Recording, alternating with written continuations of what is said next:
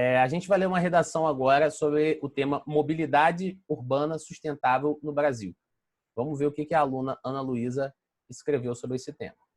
Aqui começa o título dela, Um Passo Ecológico, né? Então dá para ver que a redação vai girar bastante em torno da ecologia. O avanço do rodoviarismo introduzido durante o governo de Juscelino Kubitschek foi extremamente importante para o desenvolvimento da mobilidade urbana no país, né? Eu ia falar no Brasil, mas tudo bem, no país, né? Gostei da estratégia de contextualização, é sempre bom ter uma estratégia de contextualização no seu texto. Entretanto, esse sistema contribui com o agravamento do aquecimento global. Aí, não sei se tem a vírgula aqui, mas deveria ter, né? Gerando intensos debates sobre torná-lo mais sustentável. Essa dificuldade em transformar a locomobilidade atual para uma mais econômica deve-se a fatores como a falta de infraestrutura governamental, não, a infraestrutura não governamental, né? Infraestrutura das cidades, né? Provavelmente. E o egoísmo do cidadão brasileiro. Vamos ver se egoísmo vai ser realmente um argumento bom para você sustentar. No primeiro parágrafo de desenvolvimento diz, em primeiro lugar, é necessário reconhecer a inércia por parte do governo, né? Então, o argumento é a inércia por parte do governo em investir em infraestruturas como ciclovias e automóveis públicos, né? Ônibus, no caso.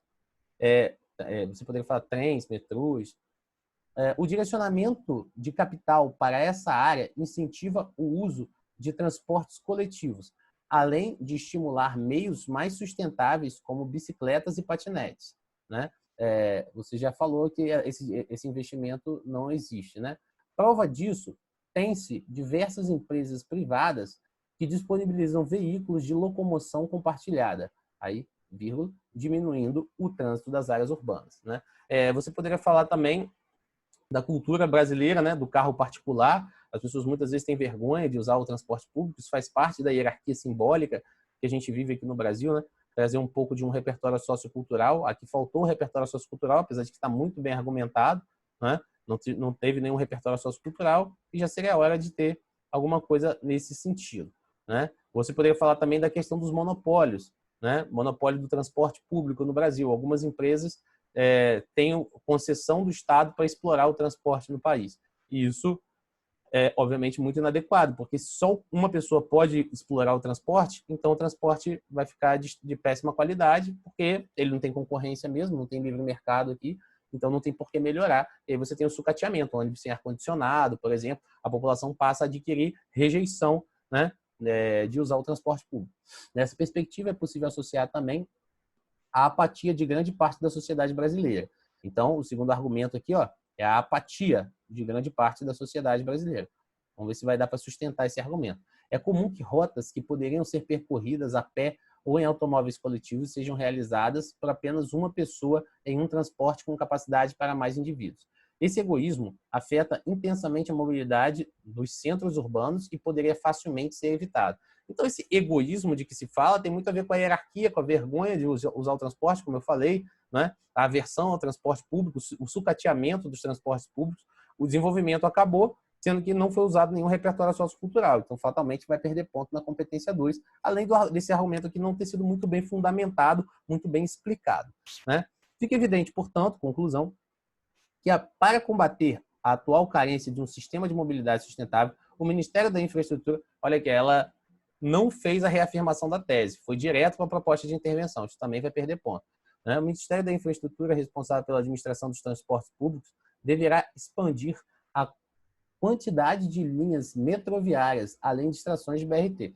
Dessa forma, por meio do aumento do alcance desses veículos, mais pessoas poderão usufruir de transportes coletivos e, assim, a finalidade, poderia estar entre vírgulas, né? Seria até o ideal, né? A finalidade de tornar a locomobilidade urbana mais ecológica será atingida. Até interessante a proposta de intervenção, poderia falar de concessões, de subsídios, construção para venda de bicicletas, né? Poderia falar também da questão da construção das ciclofaixas, para estimular um transporte sustentável, ainda por cima saudável para a saúde do ser humano, né? Que não traga sedentarismo. Eu gostei, a proposta eu gostei, só que o desenvolvimento achei que deixou muito a desejar. Então vamos lá, na competência 1, né? A gente observa alguns errinhos de vírgula, né? Algumas palavras não muito no campo da norma culta, então vou tirar 40 pontos. A competência 2 ficou interessante, mas não usou repertório sociocultural nenhum no desenvolvimento, então eu vou dar 140, tá? Competência 3 de argumentação, 160, né? Coerência. A competência 4 de coesão textual. O texto está bem coeso, o texto foi bem, os mecanismos de coesão foram bem utilizados, não houve muita repetição de palavras, então eu vou dar 200. E na competência 5 de proposta de intervenção, achei interessante também a proposta de intervenção, mas achei que faltou contemplar alguns pontos, né? Mas está bem detalhado. Então tem 500, deixa eu ver, 600, 700, 820. Acho que é 820, né? 600, 700, 820. Então a nota final dessa redação aqui da Ana Luísa é 820. Uma redação boa, porém que ainda pode melhorar bastante.